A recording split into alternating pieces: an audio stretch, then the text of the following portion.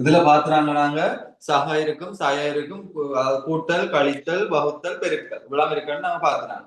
இதுல நான் முக்கியமா சொன்னது என்னது, அதாவது சகவால ரெண்டு சகபெருமானத்தை கூட்டினா என்ன சொன்னா சக பெருமானம் வரும். ரெண்டு சய பெருமானத்தை கூட்டினா என்ன வரும்னு சொன்னான் சய பெருமானத்தை போட்டு என்ன செய்யணும்னு சொன்னான் கூட்டணும்னு சொன்னான். சரியா, அதாவது ரெண்டு சய பெருமானத்தையும் போட்டு கூட்டணும் சொன்னேன். சரியா, ரிவிஷன் தான் சொல்றேன். சரியா, ரெண்டு சய பெருமானத்தை போட்டு கூட்டணும் சொன்னான். ஓகே, ரெண்டு சய பெருமானத்தை போட்டு கூட்டணும்னு சொன்னான். அத மாதிரி ஒரு சகவும் இன்னொரு சயவும் இருந்ததுன்னு சொன்னான். ஒரு சகவும் இன்னொரு சயவும் இருந்ததுன்னு சொன்னான். என்னன்னு சொன்னான்?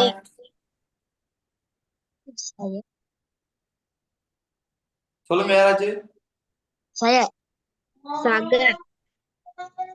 படிவனா உங்களுக்கு நோட்ஸ்ல தான் இருக்கேன். என்ன சொன்னான்னா, ஒவ்வாத இரண்டு குறிகளை கூட்டைக்குள்ள நாங்க என்ன பார்ப்போம்னு சொன்னான், பெரிய தானத்தின் குறிய பார்த்து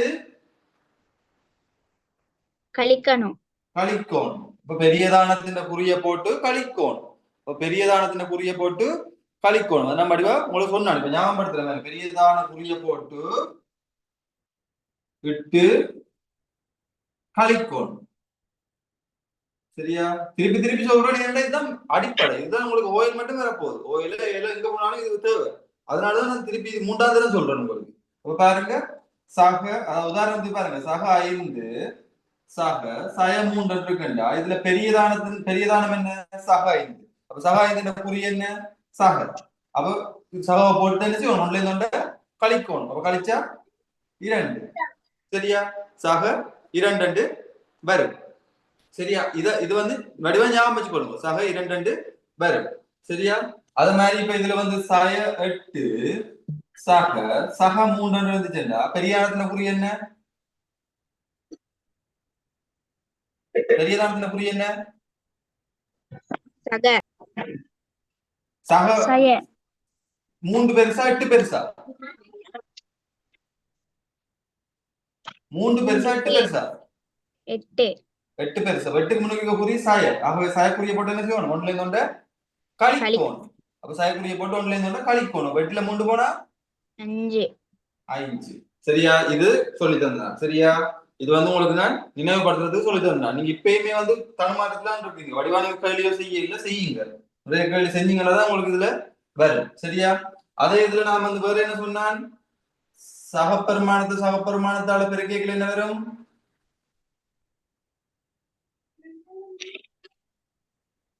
சக வரும். சகப்பெருமானத்தை சயப்பெருமானத்தால பெருக்கைகள் என்ன வரும், சக வரும். சகப்பெருமானத்தை சயப்பெருமானத்தால் பெருக்கைகள் என்ன வரும், சாய வரும். ஏன், ஒத்த குறிகளை பெருக்கும் போதோ அல்லது ஒத்த குறிகளை வகுக்கும் போதோ என்ன வரும், நேர்பெருமானம் வரும். ஒத்த குறிகளை பெருக்கும் போது, ஒத்த குறினா என்ன, இதுவும் சக இதுவும் சக இருக்கணும், இதுவும் சய இதுவும் சய இருக்கணும், இதுவும் சக இதுவும் சக இல்ல இதுவும் சய இதுவும் சய பெருக்கைக்குல ஒத்த குறிகளை நாம பெருக்கைக்குல வந்து என்ன செய்வோம், நேர்பெருமானத்தை போட்டு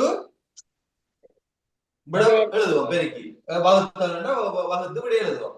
ஒவ்வாத குறிகளை பெருக்கைக்குல என்ன செய்வோம், சக தர சாய. இதுக்கு என்ன வரும்,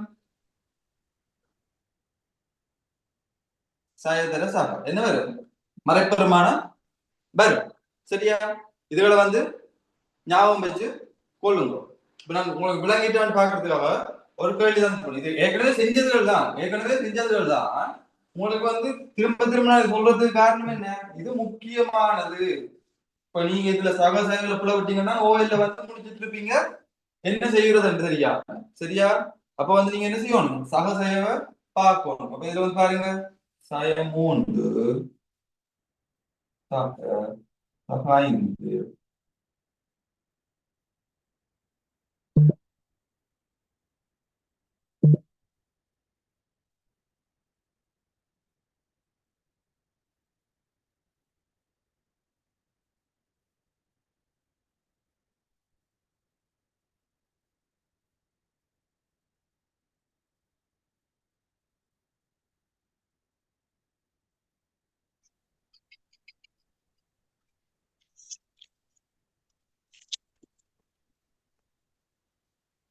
இருக்கிறீங்க வீட்டுல என்ன அம்மா அப்பா இல்லாத இடத்துல நீங்க போன காட்டிட்டு இருப்பீங்க ஒன் பண்ணிட்டு இருந்தா தான் எனக்கு தெரியும் நீங்க என்ன செய்யறீங்க சரியா எல்லாரும் கேமரா ஆன் பண்ணிட்டு இருக்கணும் நான் இன்னொரு இதுல இருந்து பார்த்துட்டு தான் இருக்கேன் அதாவதுதான் சொல்றேன் நீங்க என்ன செய்யறீங்க இது செய்யறீங்கன்னா பார்த்து கொண்டு இது பண்ணுவேன் அப்ப நீங்க கேமரா வந்து ஆன் பண்ணி இருந்தீங்கன்னா தான் எனக்கு வந்து நீங்க என்ன செய்யறீங்கன்றது எனக்கு தெரியும் சரியா வீட்டுல இருந்து கம்ப்ளைண்ட் வருது உங்க வீட்டுல இருந்து அதாவது படிக்காம போனை கொடுத்து விட பயமா இருக்கு சார் போனை கொடுத்து விட அவங்க நாங்க எந்த வேலையை பார்த்துட்டு இருக்க அவங்க அங்க ஒன் பண்ணி வச்சுட்டு இந்த கேம் விளையாடிட்டு இருக்காங்க சரி சொல்லுங்க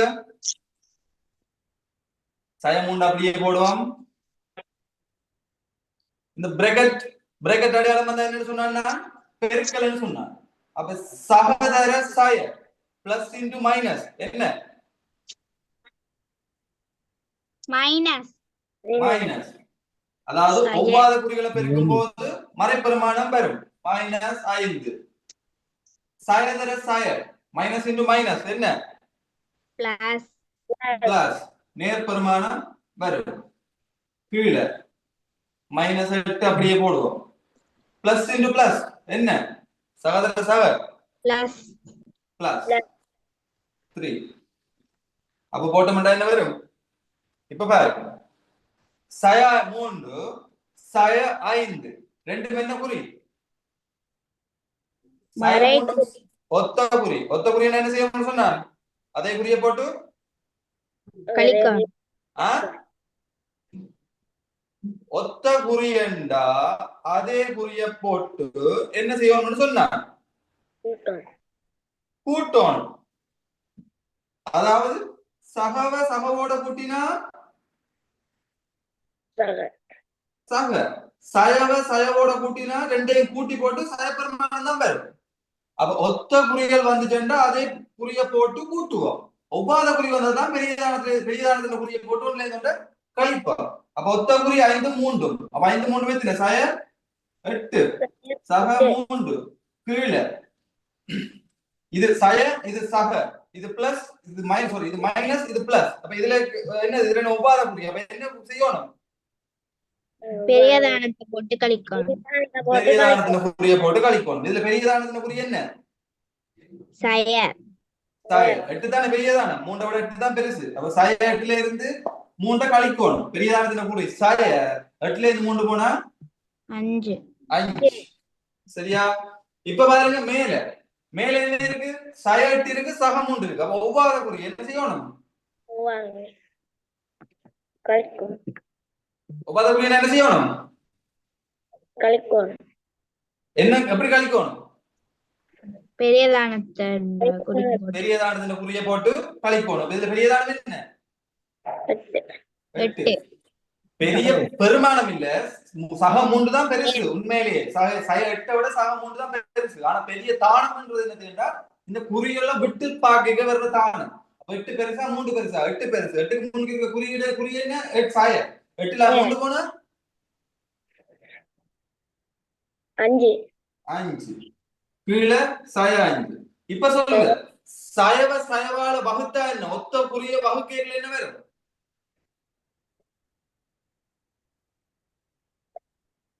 ஒத்த குறி சகவால பெருக்கினா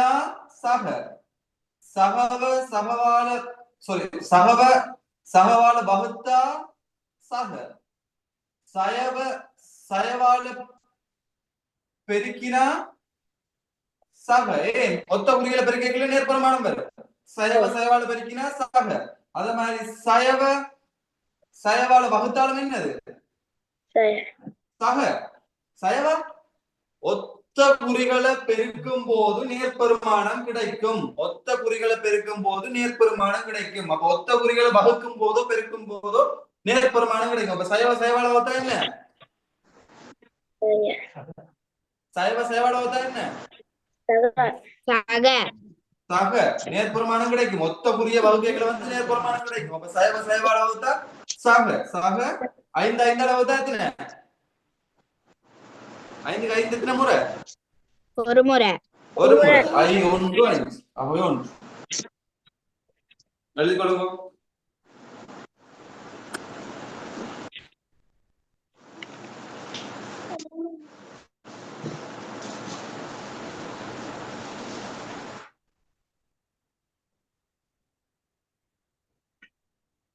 அமைதியா இருக்க வேணாம். இந்த ஆக்கள பேர் சொல்லி கூப்பிட்டுதான் இது சொல்லுவேன். எல்லாரும் கதைக்கு போகணும்.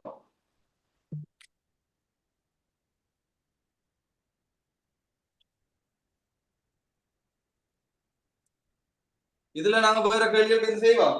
நிறைய கேள்வி செஞ்சுட்டோம். அப்படி இருந்து நீங்க நிறைய ஒரு அரைவாசி பேருக்கு மேல என்னமே இதுல குழப்பமா தான் இருக்கிறீங்க. வடிவா போய் அந்த எழுதின நோட்ஸை வந்து வடிவா திருப்பி பாருங்க. திரும்ப திரும்ப பாருங்க. என்னது ஒத்த குறி திருப்பவும் சொல்றேன் பாருங்க. ஒத்த குறிகளை வந்து நாங்க ரெண்டு ஒத்த குறிய கூட்டைகளை வந்து அதே குறியை போட்டு கூட்டுவோம். ஒவ்வாத ரெண்டு குறிய வந்து கூட்டைகள்ல என்ன செய்வோம்டா என்ன செய்வோம் பெரியதானதுன்னு குறிய போட்டு கழிப்போம். அது மாதிரி ஒத்த குறிகளை பெருக்கைகளை வந்து நேர்பெருமானம் வரும். அதாவது ஒத்த குறிகளை வகுக்கும் போதும் நேர்பெருமானம் வரும். ஒவ்வாத குறிகளை வகுக்கும் போது என்ன வரும் மறைப்பெருமானம் வரும். சரியா? படிக்கும் போது சில பேரண்ட்ஸ் வந்து இது பண்ற விஷயம் வந்து என்ன பிள்ளை படிக்கிறதுல சில பாருங்க உண்டு. இதே இடத்துல பேரண்ட்ஸை வந்து நீங்க டிஸ்டர்ப் பண்ணக்கூடாது. சரியா? இப்ப அவங்கள படிக்க ஒரு மணிக்கு எல்லாம் கொடுக்குறீங்கன்னா அந்த இதுக்குள்ள வந்து நீங்க யாரும் வந்து அவங்களோட கதைச்சு என்ன நடக்குது எது நடக்குதுன்னு கேட்காதீங்க. அவங்க படிக்கிற டைம்ல அவங்க அதை மட்டும் கவனிக்கட்டும். வெளி விஷயங்கள் நீங்க வந்து என்ன இதை நீங்க இடைக்குள்ள வந்து கவனக்கிழப்ப மாதிரி கதைச்சிங்கண்டா என்ன நடக்கும் அவங்க அந்த அந்த மைண்ட்ல இருந்து வெளியில போயிடுவாங்க. சோ அதனால நீங்க இந்த ஒரு மணி நேரத்துக்குள்ள பாருங்க என்ன செய்யறாங்களா அதை நோட் பண்ணுங்க அவங்க படிக்கிறாங்களா இல்லையான்னு. ஆனா கதை கொடுத்தோ இல்லாட்டி அவங்களோட போய் கதைச்சிட்டு இருக்காரு. சரியா? சரி, இப்ப பாருங்க. இப்ப நான் திரும்ப சொல்லிட்டேன். அதாவது வந்து ரெண்டு நேர்பெருமானத்தை கூட்டினா நேர்பெருமானம் வரும். ரெண்டு மரப்பெருமானத்தை கூட்டினா மரப்பெருமானம் போட்டு கூட்டுவோம். ஒவ்வாத குறிகள் ரெண்டு கூட்டினோம்டா பெரியதானத்துல குறியை போட்டு கழிப்போம். அதே மாதிரி ரெண்டு பெருக்கல் வருதுன்னா என்ன செய்வோம் ரெண்டு சகவ சகம் பெருக்கினா சக ஒத்த குறிகள் அதாவது சயவன் சயம் பெருக்கினாலும் சக வரும்.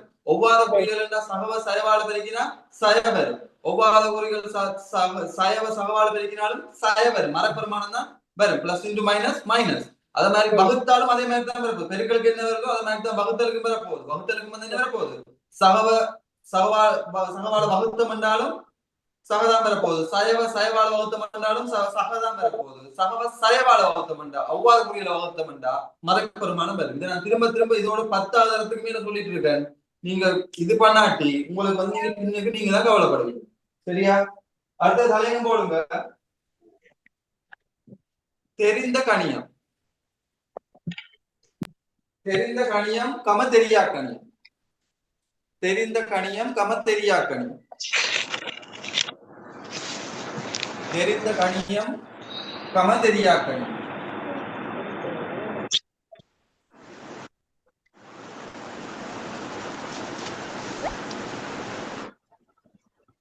தெரிந்த கணியம் கம தெரியா கணியம்.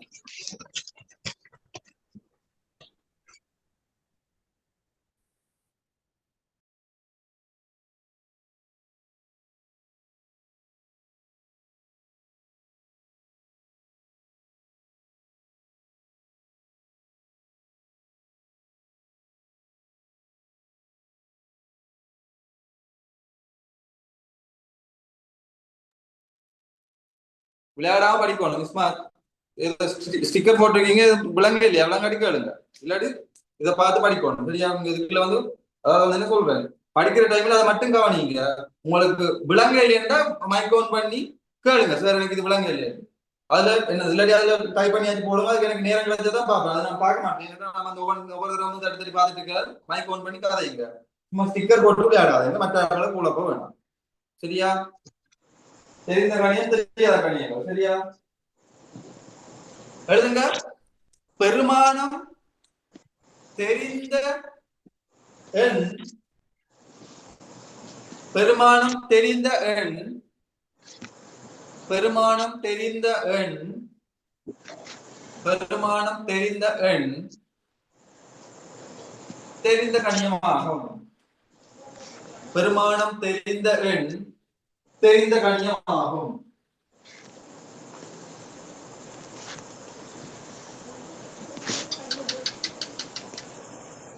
அப்ப என்னன்னு வரப்போகுது? இப்ப உதாரணத்துக்கு பாருங்க. உதாரணம் போடுங்க. உதாரணம் போடுங்க. என்னது?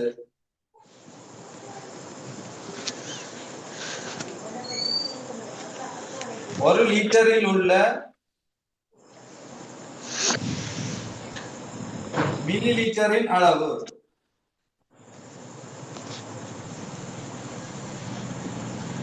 உங்களுக்கு என்ன தெரியும் 1 லிட்டர் வந்து 1000 மில்லி லிட்டர் தெரியும். ஆகவே 1000 என்னது தெரிந்த கணியம். அப்ப இது வந்து என்னது ஒரு தெரிந்த கணியம். சரி, எங்களுக்கு 1 லிட்டரில் உள்ள மில்லி லிட்டரின் அளவு.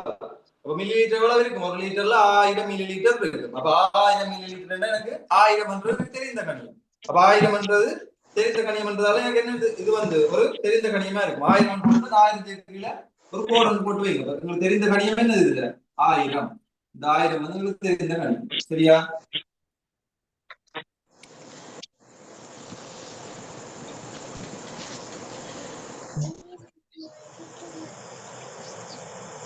யாரு கேலக்ஸி A6 நேம் ஒருக்க மாத்திட்டு வாங்க.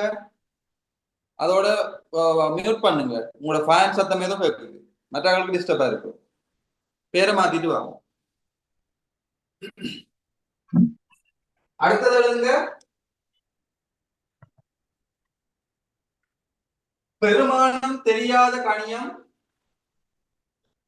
பெருமானம் தெரியாத கணியம் தெரியா கணியம் ஆகும். பெருமானம் தெரியாத கணியம் தெரியா கணியம் ஆகும். பெருமானம் தெரியாத கணியம் தெரியா கணியம் ஆகும். பெருமானம் தெரியாத கணியம் தெரியா கணியம் ஆகும்.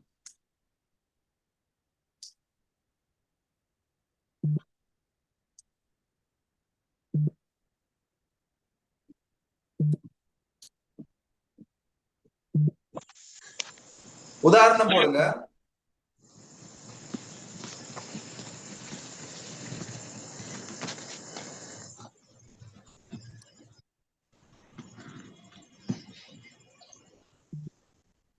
உதாரணம் போடுங்க. வகுப்பில் உள்ள உயரமான மாணவர்களின் எண்ணிக்கை.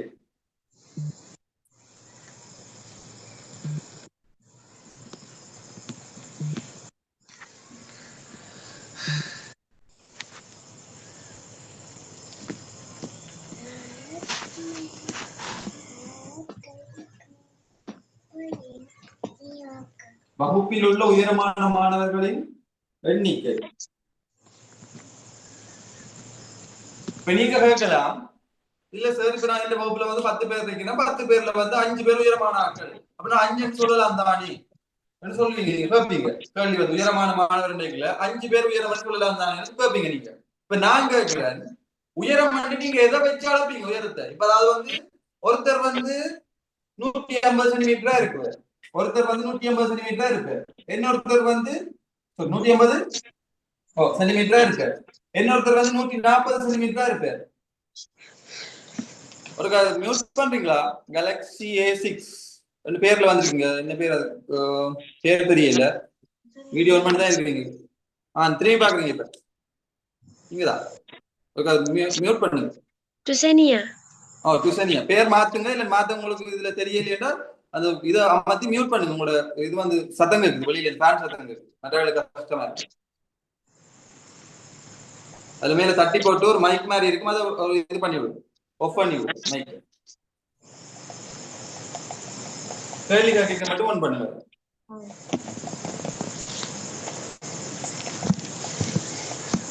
கீழே பாருங்க, ஒரு மைக் ஒன்று இருக்கும்.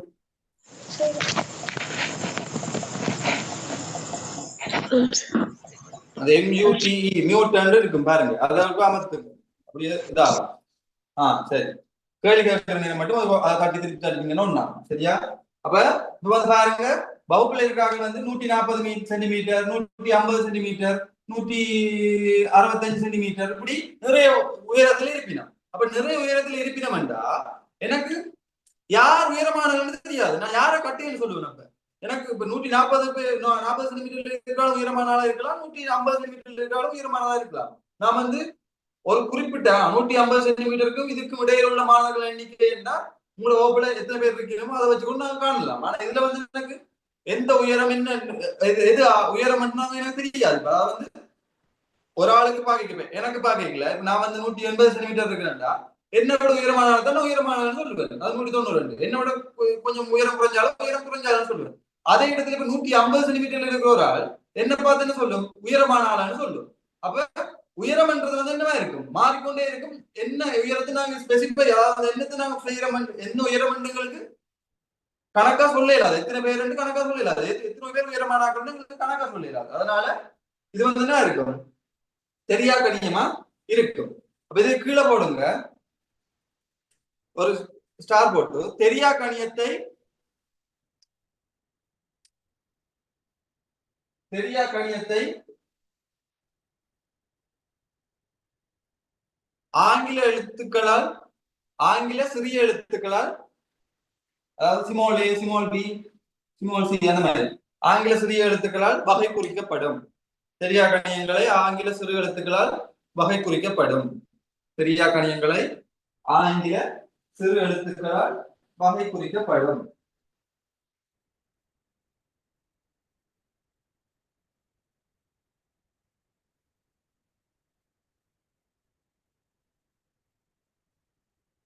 ஆங்கில எழுத்துக்களால் வகை குறிக்கப்படும். ஆங்கில எழுத்து ஓ ஆனது, ஆங்கில எழுத்து ஓ ஆனது, ஆங்கில எழுத்து ஓ ஆனது பூஜ்ஜியத்தை போல் இருப்பதால், பூஜ்ஜியத்தை போல் இருப்பதால், ஆங்கில எழுத்து ஓ ஆனது பூஜ்ஜியத்தை போல் இருப்பதால், ஆங்கில எழுத்து ஓ ஆனது பூஜ்ஜியத்தை போல் இருப்பதால் தெரியா கணிதத்திற்கு ஓ பயன்படுத்தப்பட மாட்டாது. தெரியா கணிதத்திற்கு ஓ பயன்படுத்தப்பட மாட்டாது. சரி, நான் ஓ பயன்படுத்தினோம்னா அது பூஜ்ஜியமா பூஜ்ஜியம் வந்து, அதாவது பூஜ்ஜியம்ன்றது நம்பர், ஓ நாங்க பயன்படுத்த மாட்டோம்.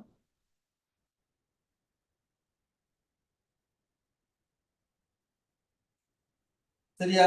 இப்ப இந்த உயரமான மாணவர்கள் நான் என்னன்னு போடலாம் அப்படின்டா, உயரமான மாணவர்கள் எண்ணிக்கை என்று போடலாம். அப்ப உயரமான மாணவர்கள் எண்ணிக்கை, எண்ணிக்கையெல்லாம் சொல்றோம், எண்ணிக்கை நம்பர். அப்ப நம்பர் சொல்லி அதுல இருக்க முன்னுக்கு இருக்கிற நம்பர் என்ன வச்சுக்கணும், நம்ம உயரமான மாணவர்கள் இதை போடுவோம். இதுல வந்து உயரமான மாணவர்களின்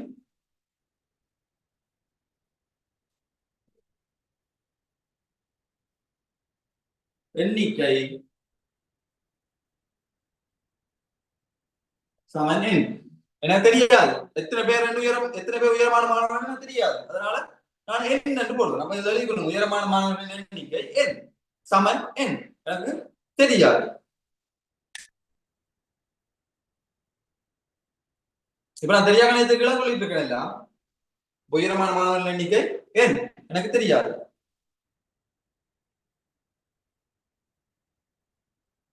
அடுத்தது போடுங்க பாதையின் நீளம். அடுத்த உதாரணம் பாதையின் நீளம், அது வந்து என்ன ஒரு தெரியா கணியம். பாதையின் நீளம், பாதையின் நீளம் என்றா என்னது, எனக்கு நீளம் வந்து எந்த பாதைன்னு தெரியாது, எவ்வளவு தூரம் தெரியாது, என்னன்னு தெரியாது. பாதையின் நீளம்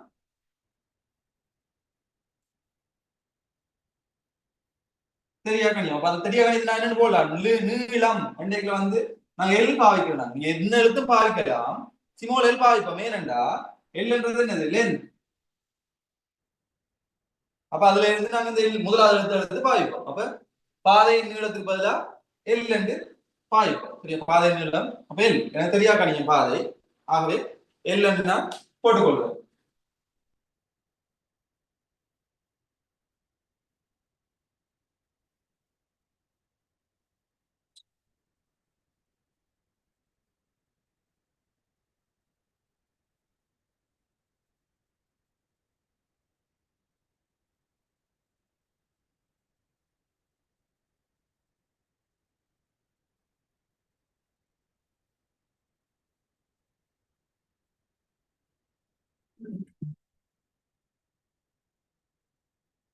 கேள்வி எழுதுங்க.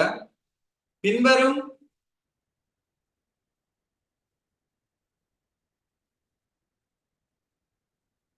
பின்வருவன பின்வருவன தெரிந்த கணியமா தெரியாத கணியமா என எழுதி, பின்வருவன தெரிந்த கணியமா தெரியாத கணியமா என எழுதி அவற்றின் குறியீடுகளையும் எழுதுக.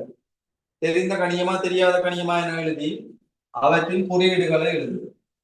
பின்வருவன தெரிந்த கணியமா தெரியாத கணியமா என எழுதி அவற்றின் குறியீடுகளை எழுதுக.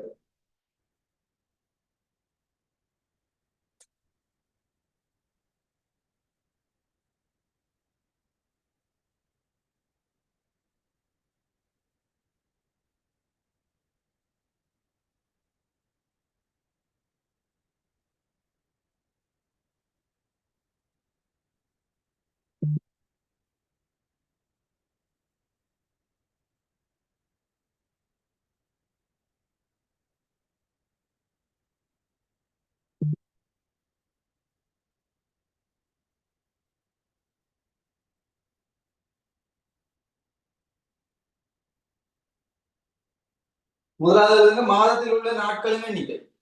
மாதத்தில் உள்ள நாட்களின் எண்ணிக்கை.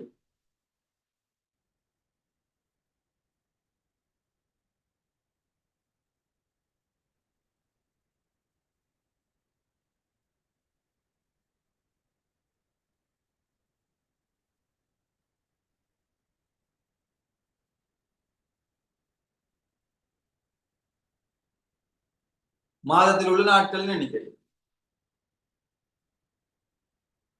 சொல்லுங்க. மாதத்தில் உள்ள நாட்களின் எண்ணிக்கை எங்களுக்கு தெரிந்த கணியமா தெரியாத கணியமா? தெரிந்த கணியம். வேற ஒரு ஆளு கேட்போம். அஷேகா சொல்லுங்க. மாதத்தில் உள்ள நாட்கள் தெரிந்த கணியமா தெரியாத கணியமா? தெரிந்த கணியம். வேற யாரும்? அனுஸ்திகா. அனுஸ்திகா மாதத்தில் உள்ள நாட்கள் தெரிந்த கணியமா தெரியாத கணியமா?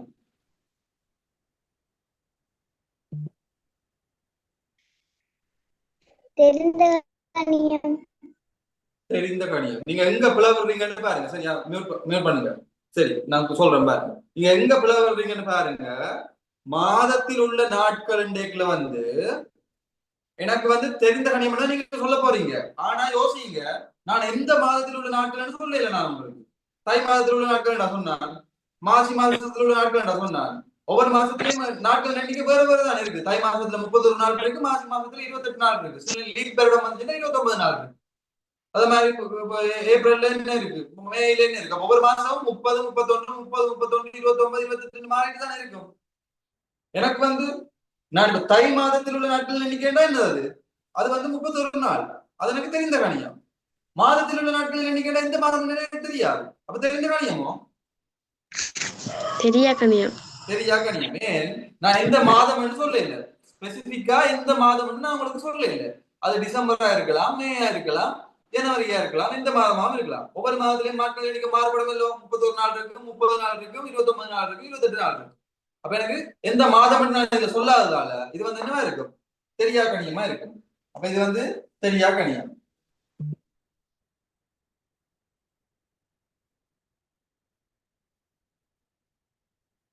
இப்ப எண்ணிக்கை எண்டு வரைக்கும் நாங்க என்ன போடுறோம்? நாங்க எண் போடுவோம். சரியா? எண் போடுவோம். ஸ்மால் என் போடுவோம். ஸ்மால் என் போடுவோம். உலகாட்டி கேளுங்க.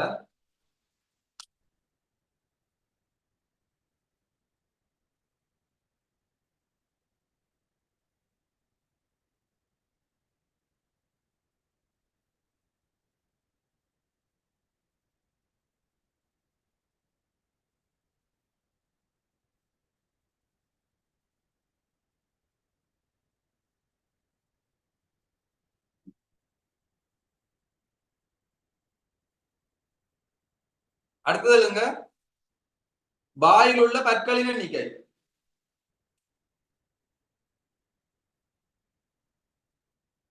என்ன பேர் சொன்னீங்க? என்ன பேர்? கேலக்ஸி A6 என்ன பேர் சொன்னீங்க?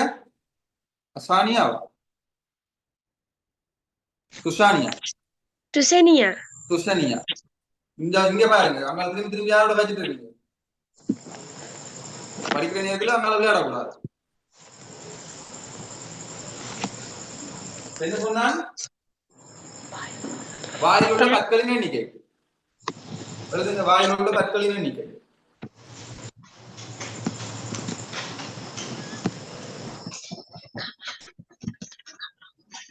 மியூட் பண்ணுங்க.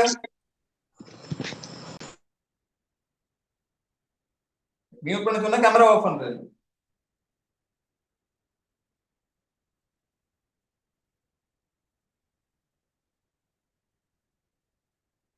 வாயில் உள்ள பற்களின் எண்ணிக்கை.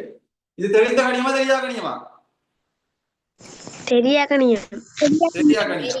ஒவ்வொருத்தருக்கும் ஒவ்வொரு மாதிரி பல்லுகள் இருக்கும். ஒருத்தருக்கு என்னதான் இருக்கும், சுத்த பல்லு கலண்டு விழுந்து இருக்கும்.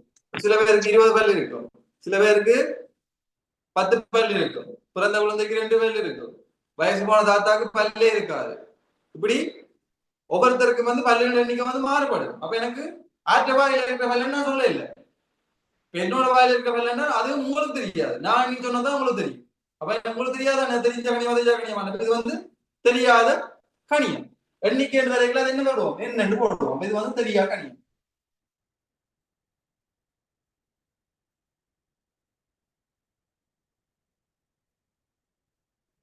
தெரியா கணியம் என்.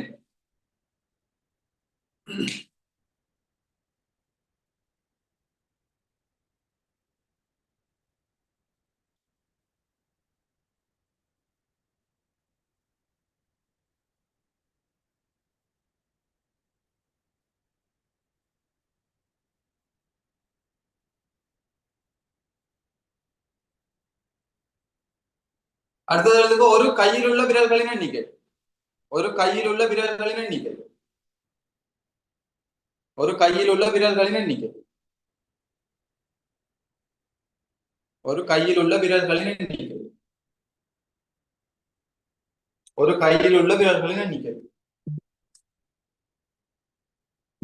துஷானியாவை தவிர வேற யாரும் சொல்லுங்க. துஷானியாவையும்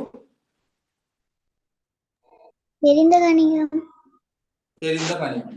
ஏன் கையில உங்களுக்கு எல்லாருக்குமே 5 விரல் தான் இருக்கும். நீங்க வந்து கேட்கலாம், சார் இல்ல சார் எங்கட வகுப்புல ஒரு பையனுக்கு ஒரு பிள்ளைக்கு இதுல எக்ஸ்ட்ரா ஒரு கை முளைச்சு நிக்குது, அந்த பெரிய விரலுக்கு பக்கத்தால ஒரு விரல் எக்ஸ்ட்ராவா ஆடிட்டு இருக்கு, இந்த மாதிரி கேட்பீங்க. அது எங்கேயாச்சும் ஒரு எழுமாறா நடக்கிற பிரச்சனை. அதாவது எப்பயாச்சும் அது என்ன சொல்றது, அதை நான் கருத்துல கொடுக்கல. ஒரு மனிதனுக்கு எத்தனை விரல் இருக்குமெண்டா ஒரு கையில 5 விரல் தான் இருக்கும்.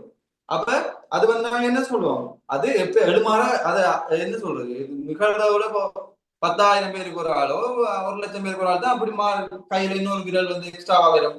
அப்படி வர வாய்ப்பு இருக்கு. ஆனா இதுல என்ன இருக்கும், 5 விரல் தான் இருக்கும். அப்ப ஒரு கையில் உள்ள விரல் தெரிந்த கணியம். தெரிந்த கணியம்.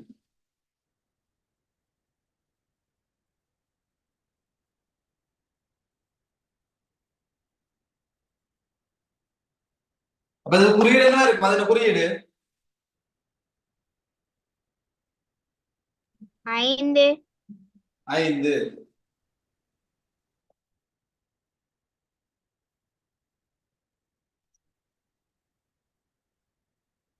அடுத்தது எழுதுங்க. ஒரு நாளில் மூச்செடுக்கும் தடவைகள். ஒரு நாளில் மூச்செடுக்கும் தடவைகள். ஒரு நாளில் மூச்செடுக்கும் தடவைகள்.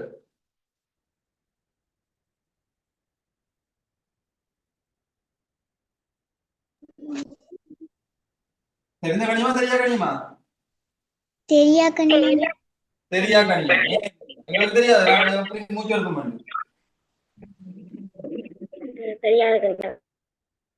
இருந்து எண்ணிக்கொண்டும் இருக்க போறது இல்ல. ஒரு நாளுக்குள்ள எவ்வளவு மூச்சு எடுப்பீங்கன்னு தெரியாது.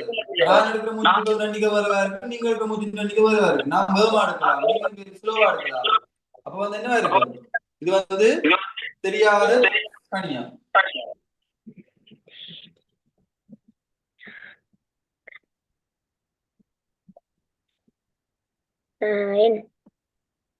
நீங்க என்ன எழுத்தாச்சு போட்டுக்கொள்ளலாம், ஏ அப்படியா என்ன தரணும் போட்டுக்கொள்ளலாம். நான் என் போடுறேன், ஆனா அதே இடத்துல நீங்க ஏன் போடலாம், பியும் போடலாம், ஏதாச்சும் போட்டுக்கொள்ளும். தெரியா கணியம்.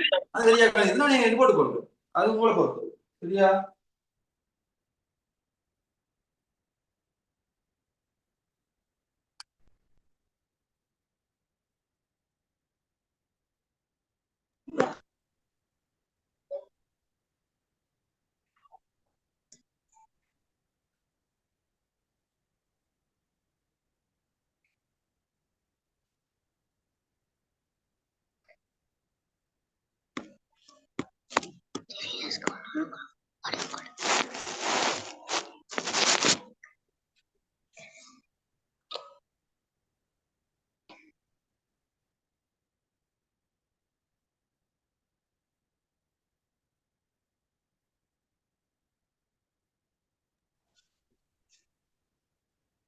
அடுத்து எழுதுங்க. 1 கிலோகிராம்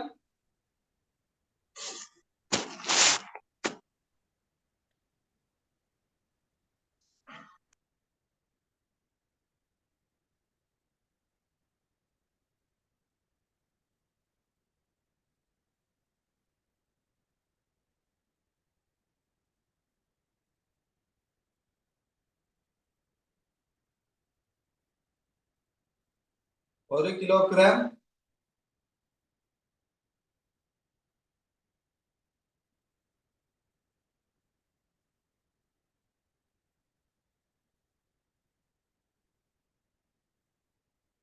ஒரு கிலோகிராமில் உள்ள கிராமின் அளவு. ஒரு கிலோகிராமில் உள்ள கிராமின் அளவு.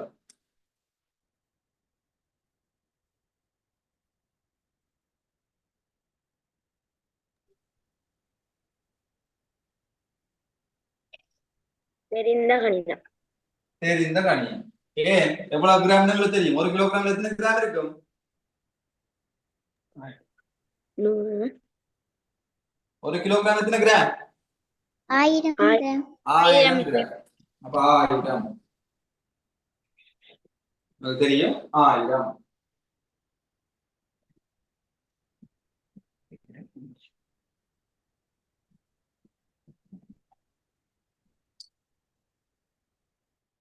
இது எழுதினா அடுத்தது போடுங்க தலையங்கம்.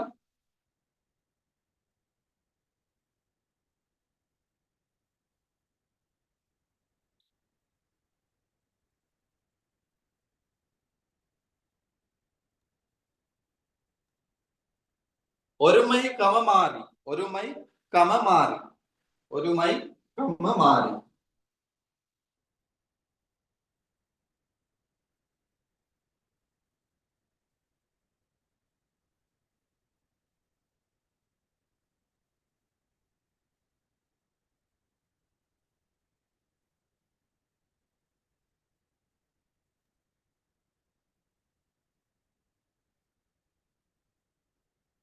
தேர்ட் டேர்ம் இப்ப எக்ஸாம் ஸ்கூல் தொடங்குது.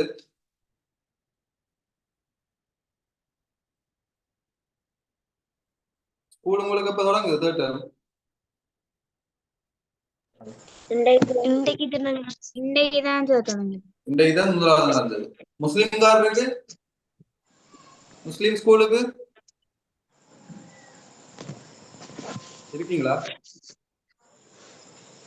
அவங்களுக்கு இப்ப லீவ் என்ன எடுத்தா?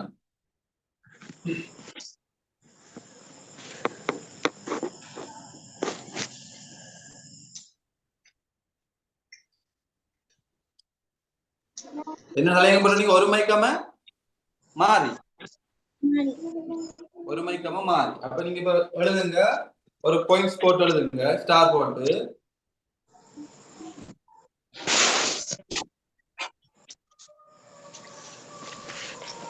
ஒரு கணியத்தை மட்டும் கொண்டது ஒருமை ஆகும். ஒரு கணியத்தை மட்டும் கொண்டது ஒருமை ஆகும். ஒரு கணியத்தை மட்டும் கொண்டது ஒருமை ஆகும்.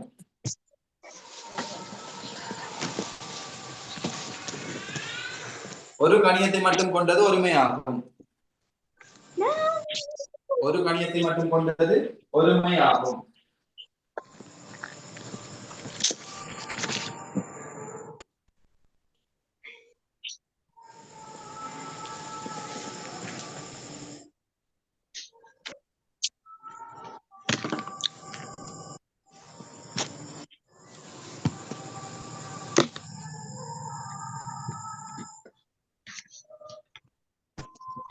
உதாரணம் எழுதுங்க. ஒரு கணியத்தை மட்டும் கொண்டது ஒருமை ஆகும்.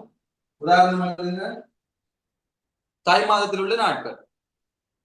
தை மாதத்தில் உள்ள நாட்கள். தை மாதத்தில் உள்ள நாட்கள். தை மாதத்தில் உள்ள நாட்கள்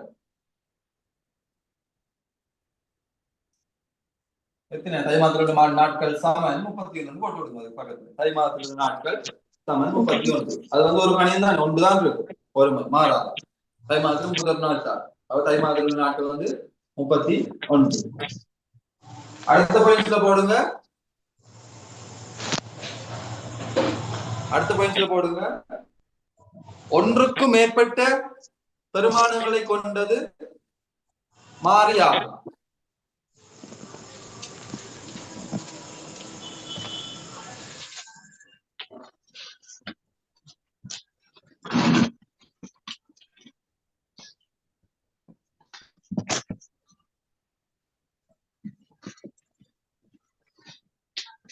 ஒன்றுக்கு மேற்பட்ட பெருமானங்களை கொண்டது மாறியாகும்.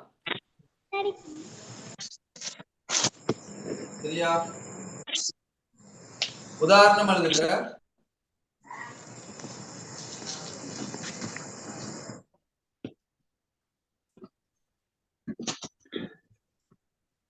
ஒற்றை எண்களின் எண்ணிக்கை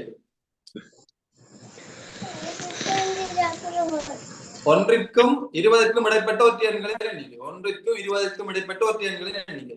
ஒன்றிற்கும் 20க்கும் இடைப்பட்ட ஒற்றை எண்களின் எண்ணிக்கை. ஒன்றிற்கும் 20க்கும் இடைப்பட்ட ஒற்றை எண்களின் எண்ணிக்கை.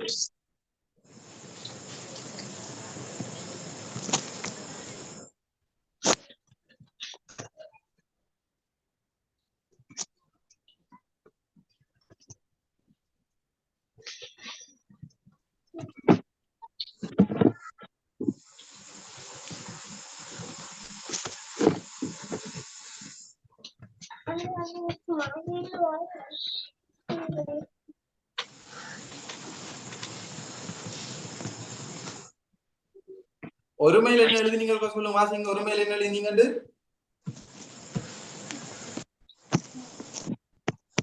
ஒரு கணியத்தை மட்டும் கொண்டது ஒருமை ஆகும். அதுல எழுதுங்க ஒரு கணியம், அந்த கணியத்துக்கு மட்டுக்கும் இடையில ஒரு அம்புக்குறி போட்டு எழுதுங்க. ஒரு கணியம்ன்றதுக்கு தானே, அதுக்கு பக்கத்துல ஒரு கணியம்ன்றது தானே. ஒரு கணியம்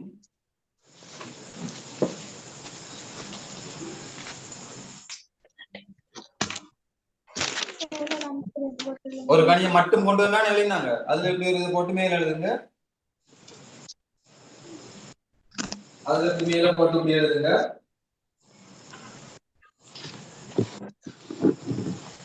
ஒரு பெருமானத்தை ரெண்டு மட்டும் இதை போட்டு ஒரு பெருமானத்தை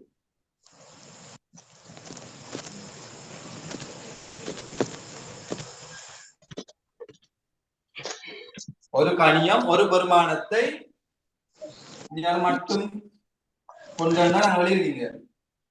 அப்படி எழுதிங்கன்னா சரி. இந்த இடையில வந்து ஒரு பெருமானத்தை கண்டு போடுங்க. ஒரு கணியம் ஒரு பெருமானத்தை மட்டும் கொண்டு வருது. இப்ப மாறிக்கு உதாரணம் எழுதிட்டீங்களா? ஒன்றுக்கும் 20க்கும் இடைப்பட்ட ஒற்றை எண்கள். அப்ப எத்தனை வர போகுது? ஒன்றுக்கும் 20க்கும் இடைப்பட்ட ஒற்றை எண்கள் கீழே போடுங்க. 3 ஒன்று வருமோ? ஒன்றுக்கும் 20க்கும் இடப்பட்ட ஒற்றை எண்கள். ஒன்றுக்கும் 20க்கும் இடப்பட்ட ஒற்றை எண்கள் ஒன்று வர 6 20 வராது. 3 5 7 9 11 13 15 17 19.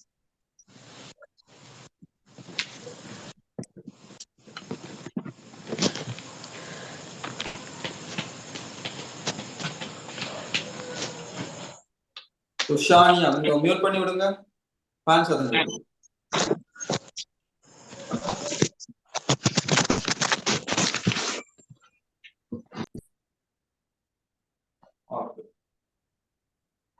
கேள்வி எழுதுங்க.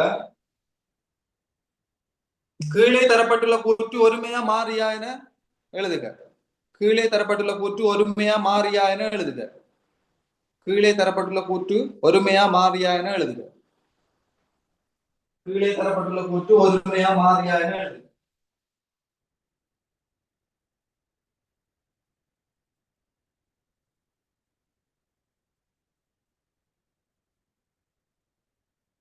கீழே தரப்பட்டுள்ள கூற்று ஒருமையா மாறியா என எழுதுக.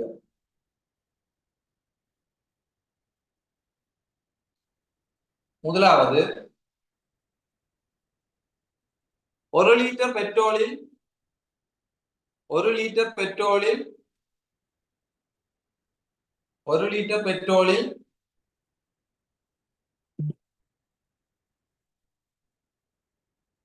1 லிட்டர் பெட்ரோலில் ஒரு குறிப்பிட்ட மோட்டார் வண்டி செல்லும் தூரம். ஒரு குறிப்பிட்ட மோட்டார் வண்டி செல்லும் தூரம். ஒரு குறிப்பிட்ட மோட்டார் வண்டி செல்லும் தூரம் ஒருமையா மாறியா?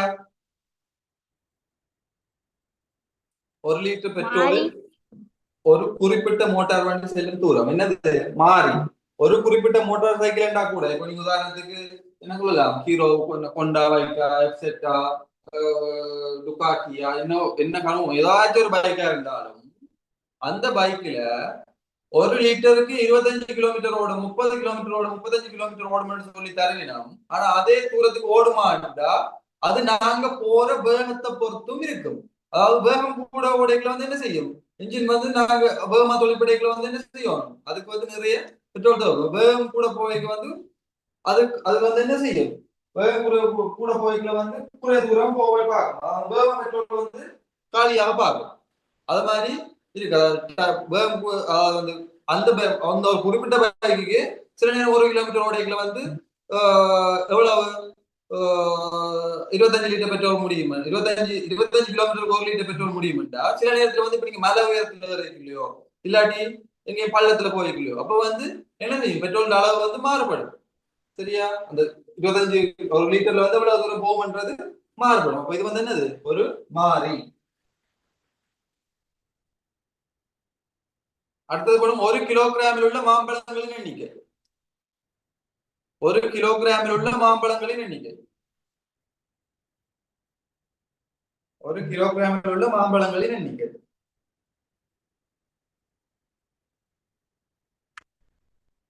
ஒரு கிலோகிராமில் உள்ள மாம்பழங்களின் எண்ணிக்கை. இது என்னது, மாறியா உரிமையா? மாறி. மாறி. ஏனென்றா எங்களுக்கு மாம்பழங்கள் வந்து ஒவ்வொரு சைஸ்ல இருக்கும். அது நாங்க போட்டு நறுக்கைகளை வந்து சில நேரம் 5 மாங்காய் வரும் 1 கிலோகிராம்ல, சில நேரம் வந்து 8 மாங்காய் வரும். அது மாம்பழங்கிற அளவை பொறுத்து இருக்கும். அப்ப இது வந்து என்ன இருக்கும், ஒரு மாறியா இருக்கும். சில பேர் வெளியே போய் லெஃப்ட் ஆகி போயினும் பாரினம் போயினும் பாரினம் இப்படி போய் வந்து அப்படி கிளாஸ் விளங்கும்.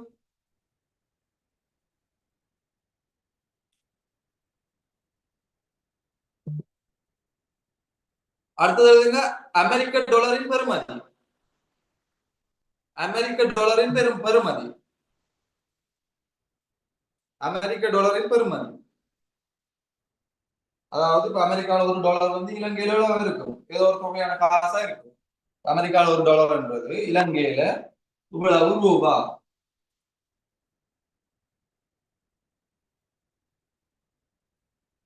இது மாறியா ஒருமையா?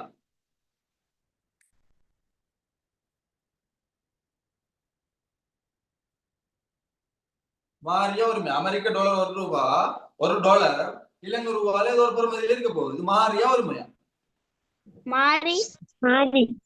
ஏன் மாறி?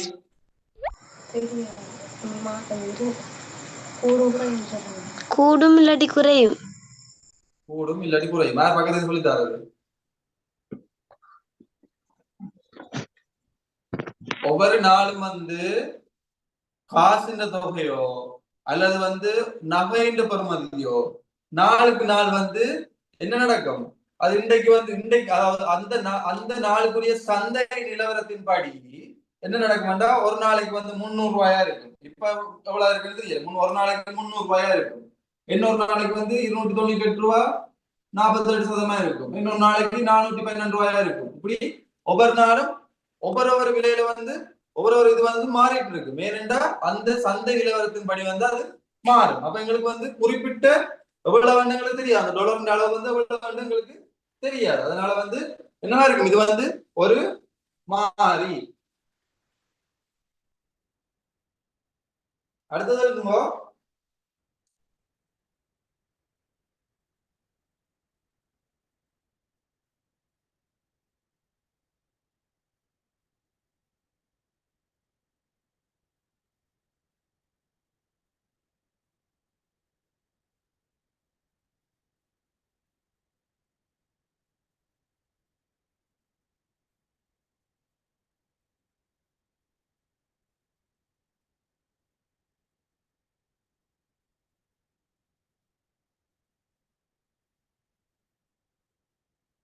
ஒரு கிலோகிராம்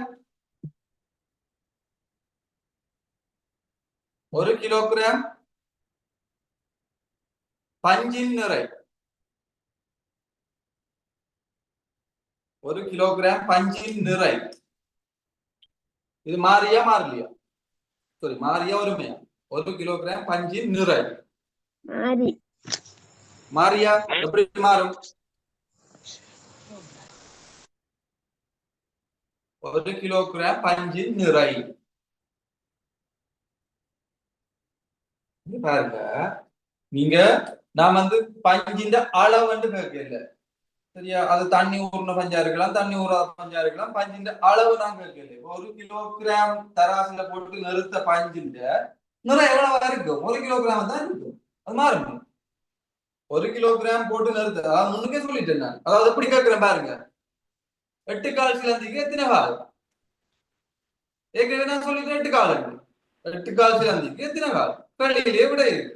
அது மாதிரி இங்கே என்ன இருக்கு? 1 கிலோகிராம் பஞ்சின் நிறை எத்தனை கிலோகிராம்? 1 கிலோகிராம். அது மாறுமோ? மாறாது. 1 கிலோ. ஓ, அப்ப மாறாது. அப்ப வந்து ஒரு மை.